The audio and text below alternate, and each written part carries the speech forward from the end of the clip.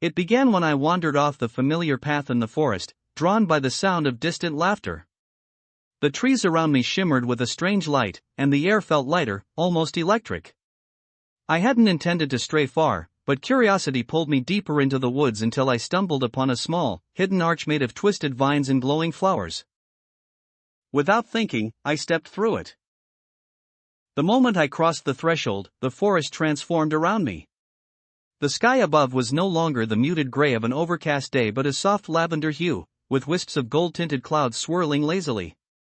The air was fragrant with the smell of wildflowers, and the sunlight danced across the ground in iridescent beams, giving everything a gentle glow. I realized with a gasp that I was no longer in the world I knew.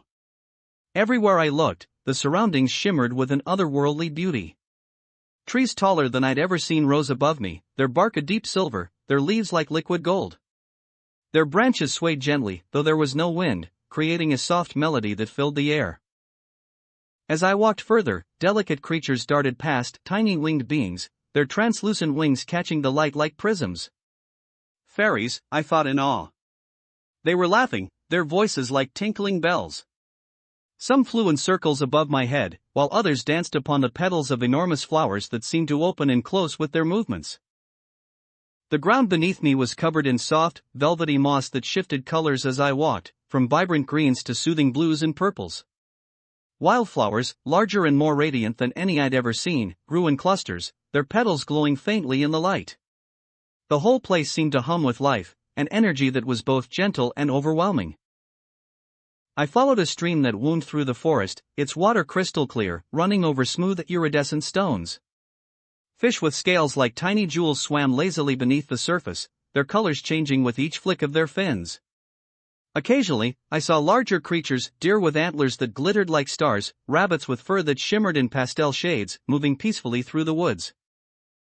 Suddenly, I came upon a clearing where the ground seemed to dip slightly, forming a natural amphitheater. In the center, a large pool of water sparkled like liquid silver. Surrounding the pool were more fairies, larger this time, with wings that resembled the wings of butterflies, painted with all the colors of the rainbow.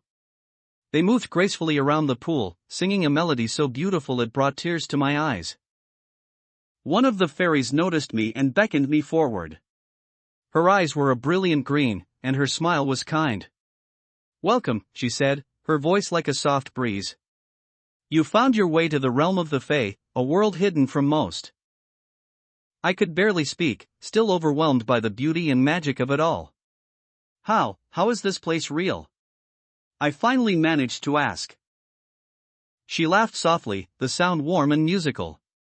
"This world exists alongside your own, but only those with open hearts and curious minds can enter it.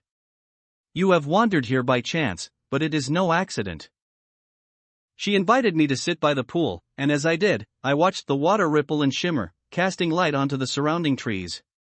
The other fairies smiled and continued their dance, their wings catching the light in dazzling displays of color. The fairy beside me spoke again. "Our world is one of balance and harmony, where nature thrives and magic flows freely. Time moves differently here. What feels like hours might only be moments in your world." I listened, entranced, as she told me of their lives, their connection to the earth, and how they lived in perfect harmony with all living things. She explained that every tree, every stone, and every creature in their realm had a spirit, a voice that could be heard if one listened closely enough. As she spoke, I felt a deep sense of peace wash over me, as if I had finally found a place where everything made sense, where beauty and kindness ruled, and the troubles of the world faded away. I marveled at the way the light danced around us, creating an ethereal glow that made everything feel like a dream. Eventually, she stood and extended her hand to me. "Come, there is more to see." We walked deeper into the forest, where we came upon a grand tree, its trunk as wide as a house, with roots that twisted and wove into intricate patterns across the forest floor. At its base was a doorway, glowing softly. She led me inside, and I found myself in a hall made entirely of shimmering leaves and vines. The ceiling stretched high above, covered in glowing stars that seemed to move like the night sky. This was the heart of their world, she explained. A place of learning, of magic, and of gathering.